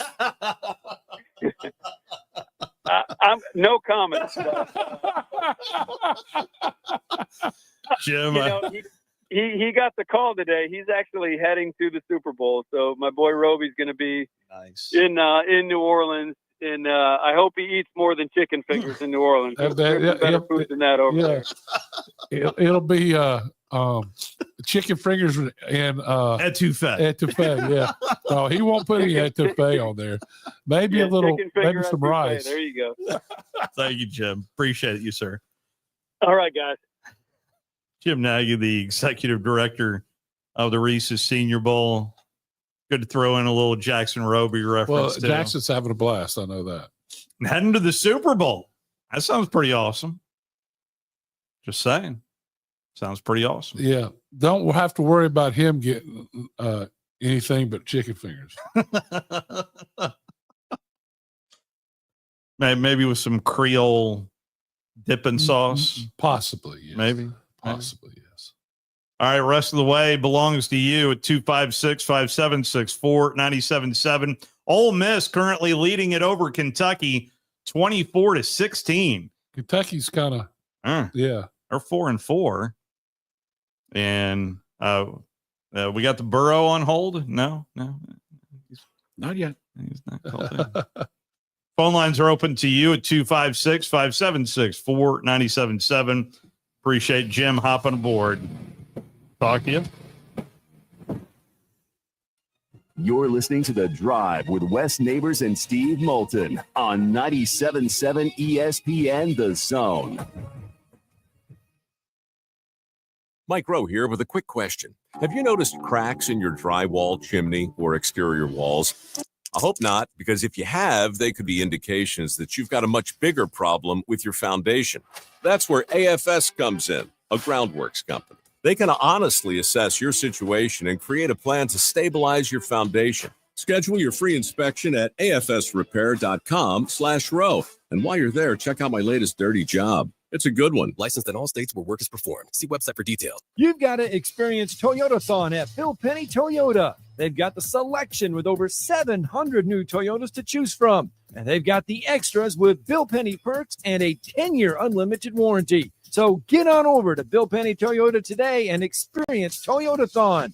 Bill Penny Toyota in Huntsville and online at BillPennyToyota.com. Bill Penny's Toyota 10-year unlimited warranty is valid through the 10th year of ownership. Valid on new vehicles only. See dealer for details. The state's largest orthopedic group is growing to meet the needs of the patients in our community. The Orthopedic Center has long been the most trusted name in orthopedics in North Alabama. So as our area continues on the fast track, so does the need for premier orthopedic care anywhere and anytime you need it. TOC is proud to announce the opening of our new locations in Albertville and Hampton Cove, along with the grand opening of our newest office in Decatur. These clinics will offer the same high-quality orthopedic care you have come to associate with TOC with the convenience of being closer to home. As a patient, your time is your most precious asset, and we recognize that at TOC. That's why we are also proud to announce the opening of our urgent ortho clinics to handle those bumps and bruises that need prompt attention. These clinics are available to care for acute orthopedic injuries with no appointment necessary. With 38 physicians, 20 centers of excellence, and now more than a dozen locations to serve you, TOC will continue to be the name you turn to for the best orthopedic care at the right time. Visit our website at visittoc.com for more information. TOC, helping you live a better life. Our customers trust us not only to find the right hardware, but to advise them on the technology that makes them more efficient. My Next Level team researches and discovers real solutions. Check-in software, HR, digital signature, and workflow software. It saves you money immediately. We hold your hand and stay with you through the transition. We're taking our customers to the next level in business process automation. By now, you know about Eagle Masonry and Insulation, and maybe you know that Eagle also does landscaping and dirt work. But how about after paint work? Shower doors, shelving, and mirrors, all taken care of by Eagle, the same Eagle that takes care of all your masonry, insulation, and landscaping needs. Eagle brings the same level of expertise to all these disciplines, and they're ready to provide you with a free quote. The website is the same, insulatewitheagle.com, as is the phone number, 256-755-1556. Give them a call and see what Eagle can do for you. Eagle saves you time. Eagle saves you money. If hunting and outdoor recreation are your passions, it all starts with the right property. That's where I come in. I am Bo Butler with Southland Realty and Auction, a hunting and recreational land specialist and a Jackson County native who sees land through a hunter's eyes. Just as you trust your guide on a big game hunt, you can trust me to find the perfect property for you. Thinking of selling? Let me help you make your land attract buyers. Remember, Bo knows land. Call me at 256-609-0512. This will turn journalism on its ear. Watch our stream on WZZN TV on Twitch and YouTube. But you are the greatest hero in American history. We are 97.7 ESPN, The Zone.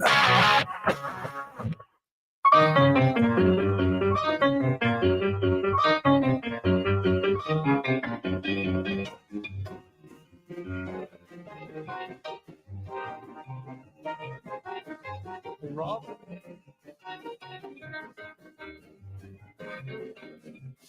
You can talk about the pit, barbecue, the band was jumping, the people too. I mess around. Still a great scene in Playing Trains and Automobiles. Anything. I mean, I'm trying to think of a bad movie John Candy was in. I can't think of it. I mean, you know, my heart's always with Uncle Buck. Even JFK. Yeah. That little role that he had in JFK. Oh, and let's not forget. I mean, Dole Whip, Blues Brothers. Oh, that Dole Whip. No, it was. Trying to remember what it was exactly, because so it was a what whip? It was Dole Whip. Was it really? Because they couldn't drink alcohol.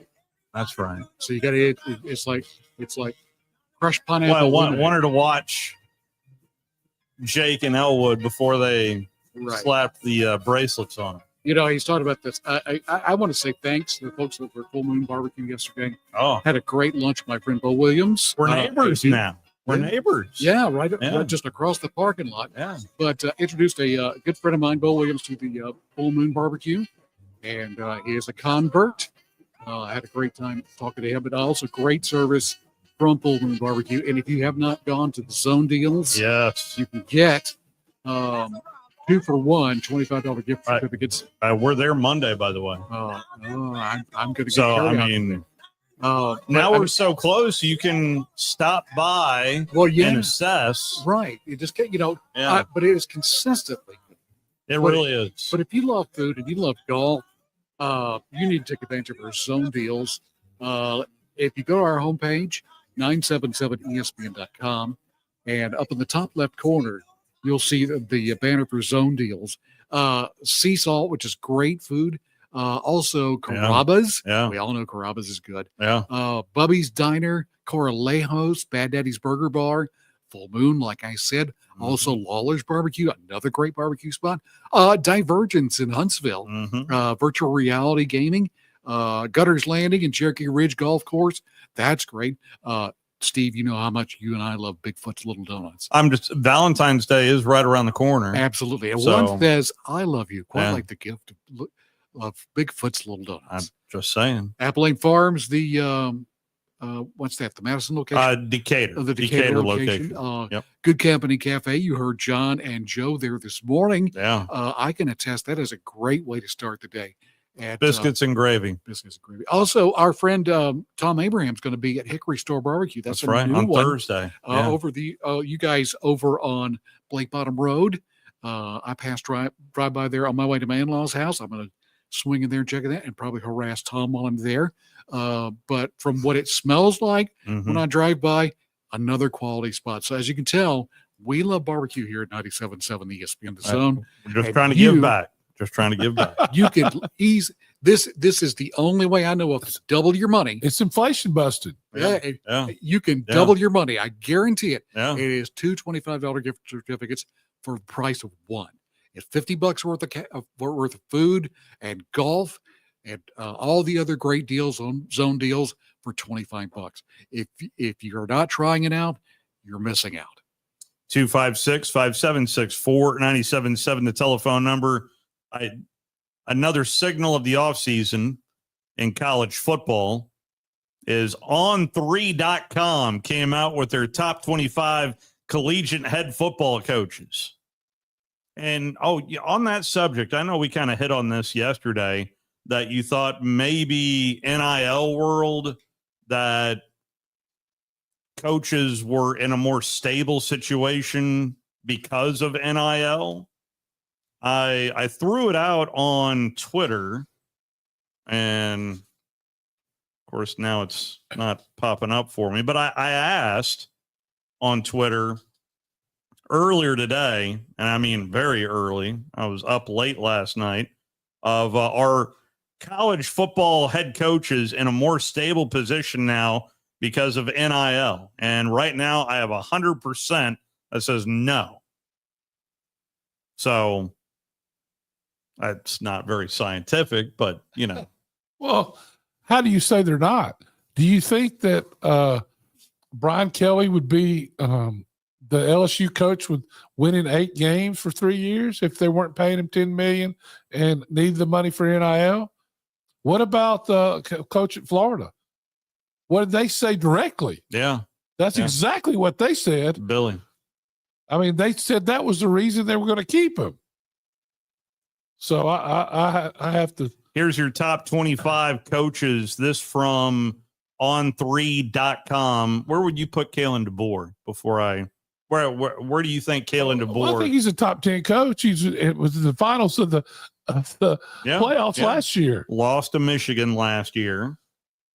I'll tell you what, I'll scroll down here.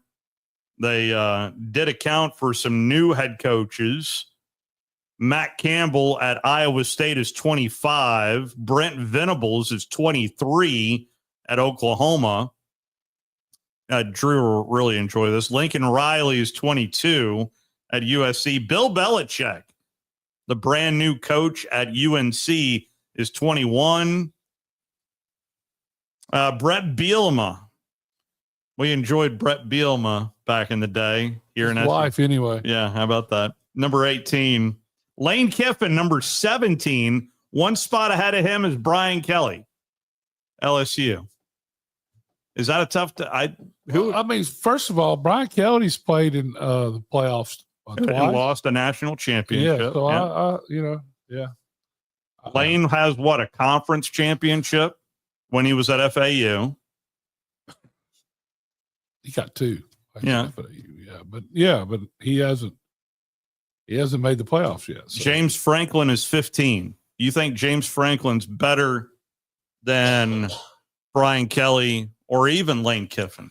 Because I would take Brian Kelly or Lane Kiffin ahead of James Franklin. I would too. And right now, if I was hiring somebody, I'd hire Lane Kiffin before I'd hire Brian Kelly. I would just have a shot collar on him.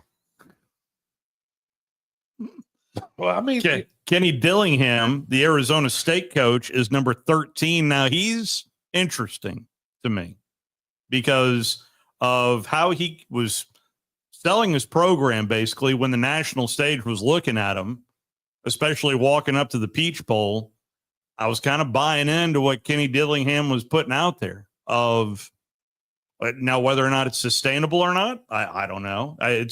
You would think that the Big 12 is still a one-bid league, so that would make it harder to stay that relevant, but we'll see. Kurt Signetti from Indiana's 12, same deal.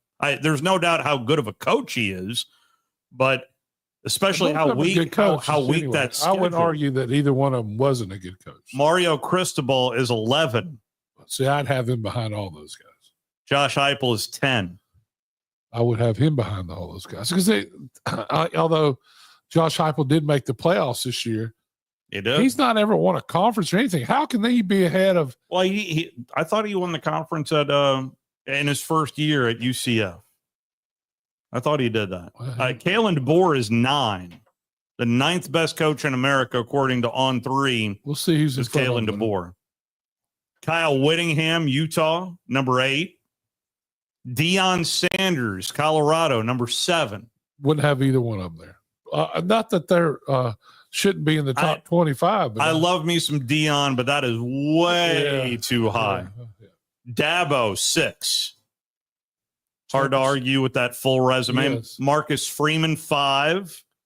Steve Sarkisian, 4. Dan Lanning, 3. See, yeah. I mean, the two obvious choices Well, as I keep scrolling up, who do you think's 2 and who do you think's 1? Georgia guy or Ohio State guy? Oh, well, they're going to pick Ohio State number 1. Ryan Day 2. Yeah. Well, Kirby Smart 1. Yeah. I guess what? 2's greater than 1, maybe? Or no, so it's hard to, I mean, I don't believe if you haven't made a playoff, how can you be ahead of somebody Dion, who has? as significant. I think Dion's done a great job. Oh, yeah, absolutely. But the 7th best coach in America who put this out again? on3.com. I hardly ever agree with anything they say. 256-576-4977, the telephone number. Rob has called in. How are you, Rob? I'm doing great tonight, guys. How are you doing this evening? Doing real well. Good. And I just wanted to call. It's first-time caller, long-time listener. Love the show. Appreciate that. And you guys are great. I listen to you every night on the way home when you're on the air. You guys really put together a good show and put together a lot of good information for especially the novices out there. But real quick, we'll give a quick shout out to Wolverine Dan, good friend of mine. I know he calls in the show. I know you guys know him. Oh, yeah. I've actually had the opportunity to meet both of you once a long time ago. This was back in 2013. I was the general manager at Bar Louie at Bridge Street when it was still there. Yeah. And you guys came in, and I got to talk to you guys. It was really great, very, very special for me. But I do have a question about football. I'm a huge football fan. It's my favorite sport ever. I love college more now than pros for, I think, pretty obvious reasons as far as that goes. But I'll tell you my background. I graduated from LSU, big LSU Tiger. Not a complete Homer fan. Trust me, I'm happy when things go good, but when they go bad, I totally get it. But I've lived in Alabama now in May will be 20 years. Okay. That I've lived here. I moved down from Northern Virginia, and I have always appreciated Alabama football, Auburn football, just because they have provided some of the most fantastic seasons over that 20 years I've been down here. So that's added to it. But my question is, and I've said this before to my friends, Nick Saban, greatest coach ever. Bottom line, I'd take him back right now in a heartbeat. And I knew Kalen DeBoer was not going to have an easy go of it. Win, lose, or draw. If he won, it was all Saban's credit. If he loses, it's all his fault. But as the director of the Senior Bowl said, he goes, it's not his team, yet. Yeah. And they need to understand that, and he needs to get his own culture going. But in all reality, Alabama fans as a whole have been spoiled by Nick Saban. There's no doubt about that. Do you really think, in your honest opinion, that Kalen DeBoer, if he doesn't, I know he can make the playoffs, but if he doesn't proceed and make it to the, semifinals or even the finals or whatever, if he doesn't do that in the next couple of years, do you think he'll still be with Alabama?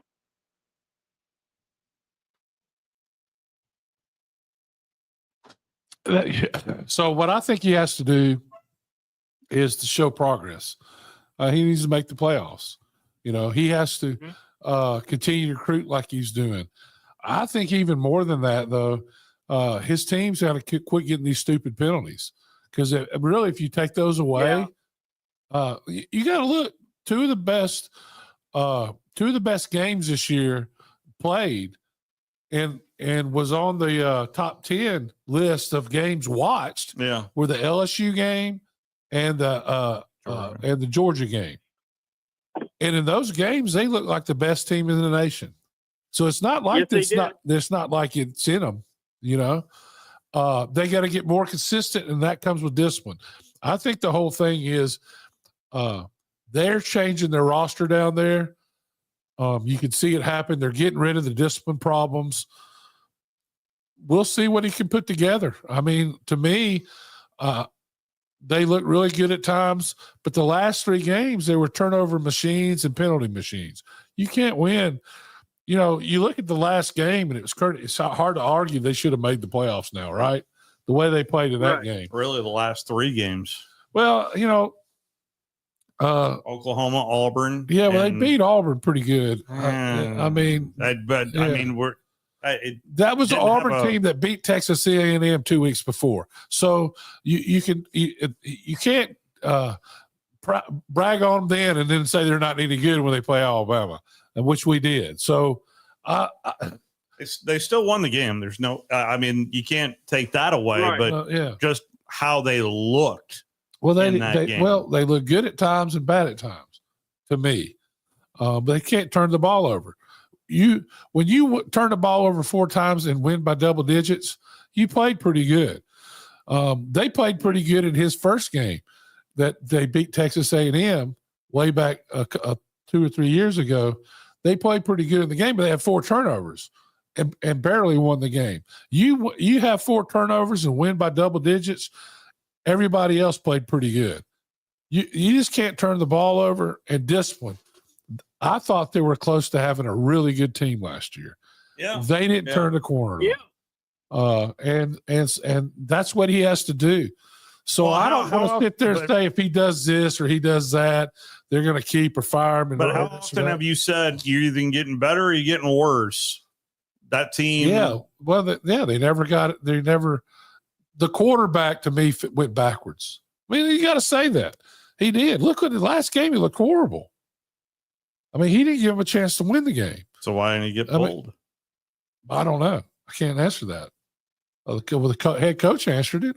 You know what he said? Well, one thing he said he thought he gave him the best thing, best play chance to win. That's what he said. Yeah. Go ahead. Well, one thing I liked about Jalen Milroe was last year. When they played the team in Florida, I can't remember who they played, but it was horrible. They had all the South Florida. Yeah. So he got benched. He got benched before that game. No, he's talking about South Florida this year. This year or the previous year in Tampa? No, last year. Okay. Last year. Okay. And one thing I saw in him, which made me think he's going to be really good. And again, I'm not an Alabama fan, but when he was out on that field, he knew he wasn't starting. He was high-fiving his teammates. He was trying to get them going. He was trying to be a leader. And you just don't see that in such young people nowadays. And I was just like, oh, man, just wait till next year. And this was last year. I was like, oh, God, they've got something on their hand that's going to be really great. And I'll tell you, when I watched the LSU-Alabama game, I was like, oh, my God, what happened? Where was I didn't expect that, but I've been impressed by him. I hope he does well. I hope he starts playing on Sundays soon because I think he's a super intelligent young man. And just really impressed with it. I'd watch any football game there is. I don't care who's playing. I love it so much. And one of the things that I like to see is I like to see good people do good. Well, yeah, absolutely. So here's both of their best games were after their off weeks, right? The Georgia game before the off week of the LSU. Their worst games of the year were the next week. Yeah. So that's maturity. That's handling success well. Vandy was coming off of a bye. I mean, just to be fair. Yeah, well, I mean, but that's still the week after the Georgia game. Yep. I thought the defense played good every game but the Vanderbilt game. I thought the Vanderbilt game, we got out-coached in that game on the defensive side of the ball. Other than that game, the defense played well enough to win every game we played. So that's kind of exciting to me because they're going to get better and better players, I think, than they had last year. Because they're going to keep a lot of them. Yeah. I mean, versus we had, they had a bunch of their secondary leave the year before. You had 6 of the 8 guys that played in the secondary were freshmen. So, there'll be more experience. They lose some linebackers. Have some guys coming in, but have some really good young linebackers as well. The other thing that hurt Alabama was injuries, but it hurts everybody. Yeah. But you see the teams that at the end got all their guys back. Ohio State got most of their guys back except a couple offensive linemen. To me, it's just. We'll find out really soon. I don't think it's more of I think it's how Alabama looks, even in losses versus last year. Right. My problem with Jalen Milroe is he looked like he was trying not to get hurt the last 6 games of the year. He was playing that way. The effort he gave on his interceptions at Oklahoma was pathetic. I mean, and your teammates see that, right? Right. And if he's not going full tilt and he's throwing pick sixes and he's not playing up to his ability, well, then the whole team, I mean, you're kind of like, you know, you'll see other players start taking plays off like, why should I be playing and risking all my future for him when he's not going to do it for me? Yeah. And I think, and I see that. I saw frustration with the wide receivers. He wasn't getting the ball. You know, he made a great throw on a play in the Oklahoma game finally. And of course, the receiver makes a good play on the ball. Flag. And the bad call. But you go the rest of the year, I see and then he dropped the ball against LSU and Jalen quit throwing the ball to him. He would be open when he's beside a guy, right? And he looks covered, he's open. You just got to throw it over to the outside shoulder, and that kid will catch it. You know, yeah. I'm hoping that he comes around and gets better, puts some weight on. You got some other receivers coming in, I think are going to help them. I think they got to have I love the quarterbacks there. I've been talking about them for years. They got 3 quality quarterbacks coming back. They can win with any of them. Yeah. The thing that needs to be put together is the discipline part of the team. Quit getting the stupid penalties. Quit turning the ball over, and they'll be in every game next year. But have a chance to make Ty the playoffs. Simpson's the leader in the clubhouse, right?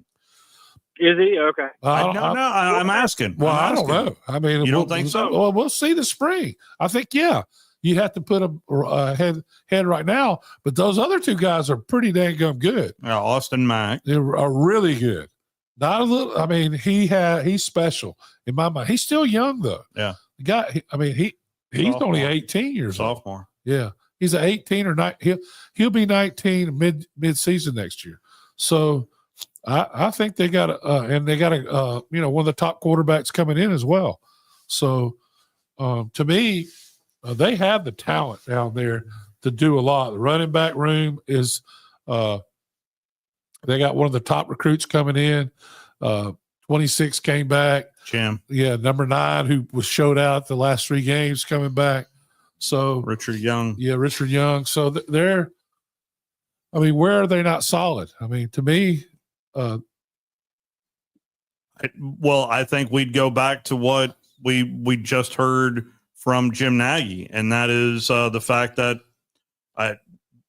pressure on the quarterback of guys along the line. Well, the pressure on the quarterbacks for everybody that plays. I mean, at least you got a good quarterback. To me, I think the guy has a chance to be great, not good, great. All right, Rob, appreciate it.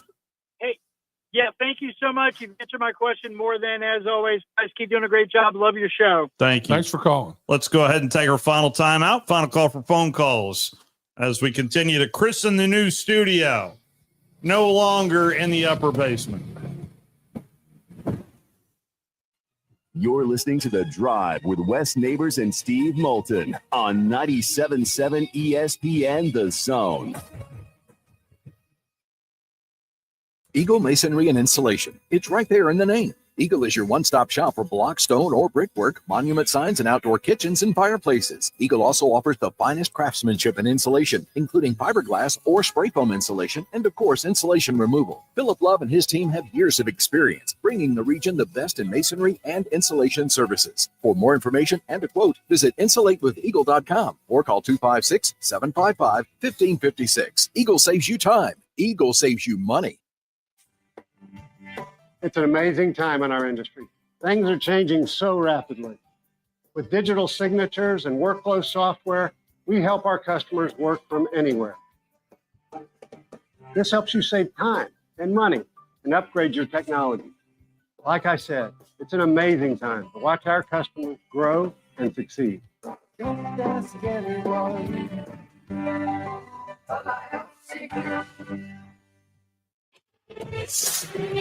Hi, folks. Bobby White back again for Woody Anderson Ford, inviting you to come test drive any one of our over 100 F-150s. From rock-solid, dependable work trucks to our state-of-the-art Platinum Series, we've got an F-150 for you. Test drive one today, and you'll understand why the F-150 is the best-selling truck in America, going on 48 years in a row. Just as successful offenses and defenses are built on teamwork, Woody Anderson Ford is powered by our people. Our sales and service teams are well trained to save you time and money. And because we want your business again and again, no one will work harder to earn it. Our mobile service teams come to your home or business for oil changes, brake work, tire rotations, and more. And the great thing is you don't pay extra for it. We come to you with mobile service at no extra charge. Proud to be local, family-owned, and at your service for over 62 years. Woody Anderson Ford, Alabama's F-150 Superstore. When you call most roofing companies, all you'll hear is, you need a new roof. Not when you call Fleming. At Fleming Roofing and Restoration, we're focused on your needs, whether it's an easy repair or a full roof replacement. Folks around here have trusted Fleming since 1965 for all their residential and commercial roofing needs. And as the area's storm damage experts, Fleming knows all the ins and outs of the insurance claims process. Log on FlemingHSV.com to schedule your free estimate today. Fleming Roofing and Restoration. We show up. Are you trying to find a new house? Are you trying to find the right loan, the right people to do your loan? Look no further than the Bank of Frank Ewing in Hazel Green. John Kendall, the Vice President of Mortgage with me. John, when they need a loan, and I say they, when people need a loan, it's about them. That's right, Scott. Our whole motto is it's all about you. We're going to be okay. You're the one making the investment. We want to make sure that you're taken care of. How do they find you? Give us a call at 256-507-9180, or they can catch us online at bankoffrankewing.com. It's Bank of Frank Ewing in Hazel Green, where they take the home loan to you and they make it all about you. Bank of Frank Ewing in Hazel Green is an FDI insured bank, as well as an equal housing lender. NMLS number 446707.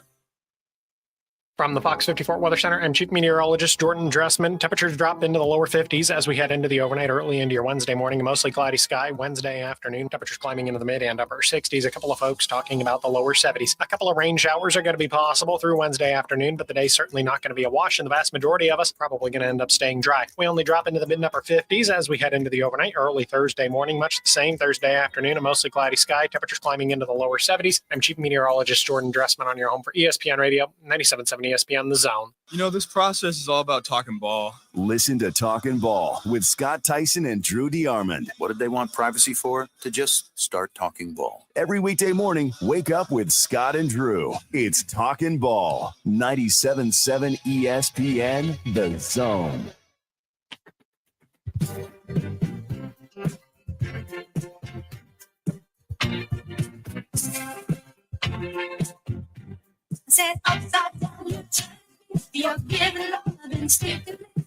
Final call for phone calls.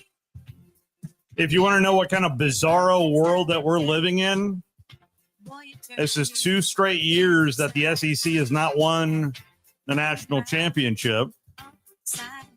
And Joe Lunardi always, every Tuesday, puts out his bids out there. The ACC is a 1-bid league. Duke is the only team right now dancing in the 80 something. How many people are going this year? And the SEC, let's see, 1, 2. No, I'm talking about just total 68 teams. 68. Yeah, they have not expanded it yet. Thank God. It's ridiculous. 68 is too many. The AP Top 25 by conference, the SEC has 9. The Big 10 has 6. The Big 12 has 5. Big East has 3. The ACC has 1. The ACC messed up their when they waited too long to do their network, and it was absolutely a disaster when they did it. They didn't follow the model the SEC did, which is to use ESPN and all their studios It was brilliant the way the SEC handled it. It was after the SEC network, but they're in the same facility there in Charlotte. But it's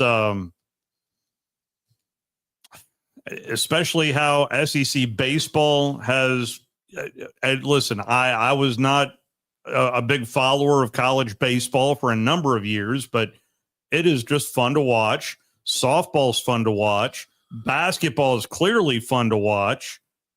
But we're winning. Well, doesn't it help? I mean, winning helps everything. It really does. So, we'll see whether or not the SEC can find their way back into the football world now that they've. I think we're going to be fine. If they think so? Yeah. If they, the dirt's been thrown on the SEC. So, just get ready for when we go to Atlanta. Well, it just makes a better comeback story. Exactly. Yeah. Texas, I need to be he needs a shot caller too. I mean, there needs to be an offensive lineman somewhere in the box. Second best coach in the SEC is who? Oh, second best coach in the Southeast Conference. It might be Kirby Smart. Who's first? Guy Texas is pretty good now. Yeah. Are you serious? Yeah. You would not have Kirby Smart as the number one coach in the SEC. I would not under NIL right now. I'd go with the Texas guy. So you think things are in that dire of a situation in Athens? I didn't say dire. I think he's the second best coach, and I don't think there's a lot of things. And he beat the coach, twice. Yeah. He won't be favored next year to do it. I mean, you look what's going on in Georgia. They'll be preseason the lowest they've ranked in a while. WCZN, Union Grove, Huntsville, Alabama. 97.7 ESPN, The Zone. And swamp, the wrong. There's nothing like the SEC. The weekend's full of surprises.